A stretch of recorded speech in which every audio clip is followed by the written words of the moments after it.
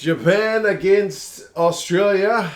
International rugby is back this weekend, folks. It feels like it was only a couple of weeks ago the Rugby Championship was done and dusted.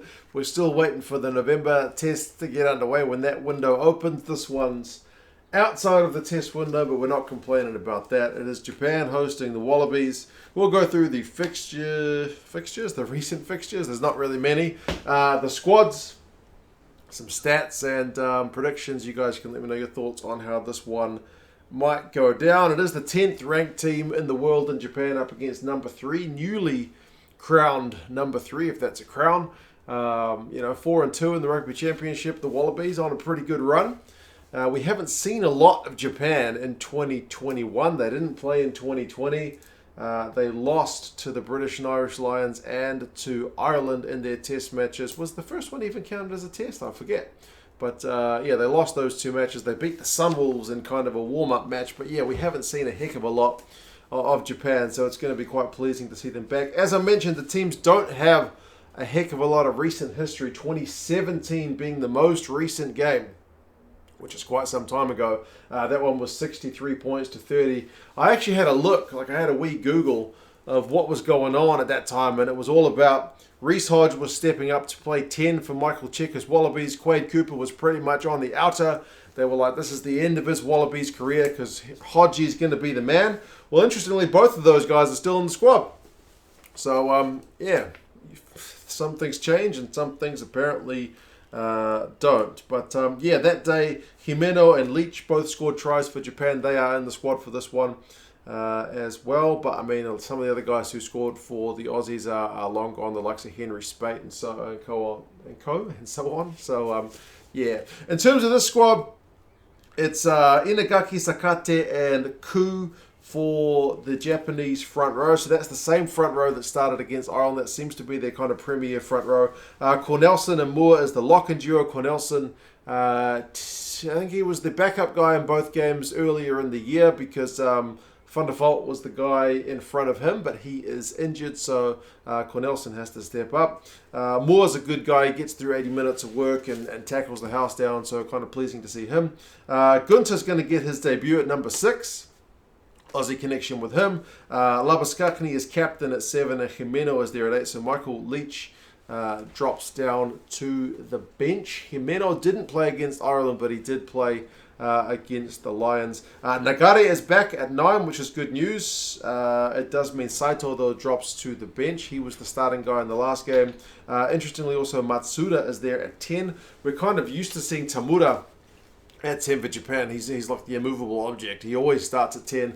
I think Matsuda, I think they've used him as a bit of a utility. Guys who are more familiar with Japanese rugby can correct me if I'm mistaken, but he kind of comes on for Tamura every now and again, but I don't remember him getting a lot of international test starts. But again, happy to be corrected if that's not the case. But good to see him get a start because you do need a guy other than just your frontline guy. Tamura's on the bench, so he'll still be there. Nakamura and Lafaele, that's the same midfield that we've seen. Pretty familiar. Fifita and Lemeki are your wingers. Fifita, I think, has only had the 2 games for Japan, and it was against Ireland and against the British and Irish Lions. Looked really good going forward. I think he was a bit suspect defensively, maybe in the first game, but it's not kind of unusual in your first game at international level. Masirewa is also at fullback. You'll remember him from the Sunwolves, proper excitement machine player, and pretty comfortable under the high ball. Whether we see much of the high ball stuff, maybe not. These teams both kind of like to chuck it around. You got a debutant and Riley on the bench as well. There's Tatafu, who's a big kind of loose forward, who will no doubt come on for Himeno, probably at number 8 at some point. Himeno may or may not switch to 6. We've seen him kind of play in both. Millar and Valu, the backup props. Niwai is into the squad as the backup hooker. But they tend to give Sakate a fair few minutes in recent times anyway, so we will see. For the Wallabies, it's a still pretty strong lineup. Dave Rennie's not made kind of sweeping changes to the team that played in the Rugby Championship. Slipper, Fainga'a and Tupa, it's the same front row that turned out in their last game against Argentina. Likewise, Ryoto. Phillip is up from the bench. Darcy Swain drops to the bench. So it's still like guys, same type 5 pretty much either guys who were starting or riding the pine that day. Ryoto's in at 6, so he has one addition to the squad who wasn't in the last 23. Hooper's still there at 7, Valtini's still there at 8. So it's a full strength Wallabies team, man. I don't know what else to say. Dave Rennie's clear taking this one as a good serious test, as he should, because Japan have proven themselves a pretty tough opponent for many teams in recent times. Just look at the World Cup. I know they were at home for that one, so they performed well. Well, they're at home here, so yeah, he's not underestimating anybody. Nick White and Quade Cooper is the 19 combo. Like I mentioned, Cooper wasn't in that side in 2017, but he is there now. Hodge is still there at fullback, though, so both those guys, like I mentioned, are in the team and both starting. Callaway and Tom Wright are the wingers. Remember, there's no Korumbete for this tournament because, well, this tour, because he's kind of committing to some family time, and there's no Tom Banks because he's injured. Ikitau and Paisami are your midfielders. Karevi, I can't recall. I know he's recovering from injury. I think Dave Rennie said he was going to be fit. This match is outside the test window. I haven't seen whether he's confirmed it's a selection thing or if it's a contract thing, whether they couldn't get him released or whatnot. But Paisami's back. We haven't seen him for quite some time, not since the first game of the Rugby Championship. So maybe second game. First game. Karevi played against the All Blacks one game. So yeah, he's going to need a big game, man, because Karevi and Ikitau have looked a pretty comfortable combo. So still good to see Hunter back.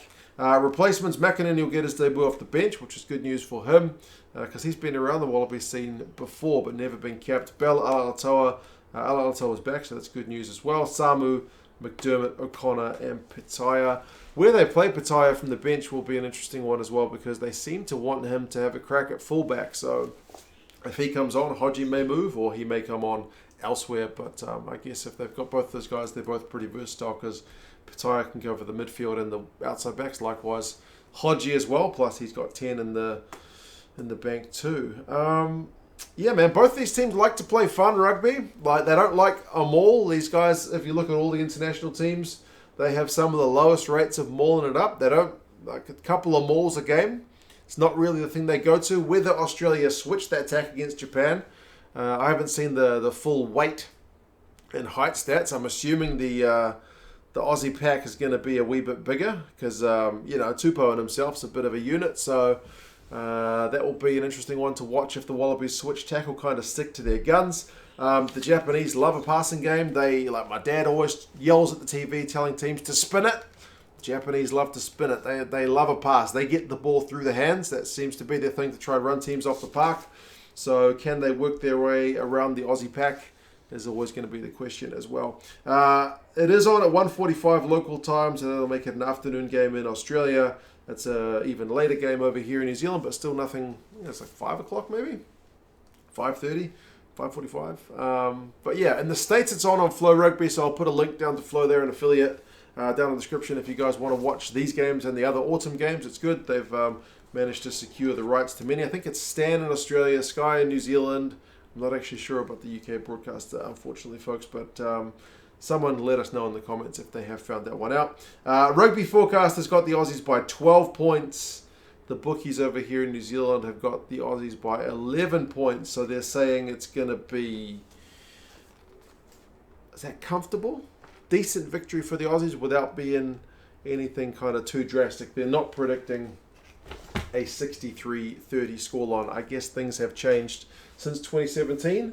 Although, to be fair, like I said, a lot of those guys who were playing in 2017 are still running about today. I think more so for Japan, but I haven't done a full count on players who were in that game who are in this game. But anyway, you guys let me know your thoughts. Do you think the Wallabies are going to continue their fine run of form?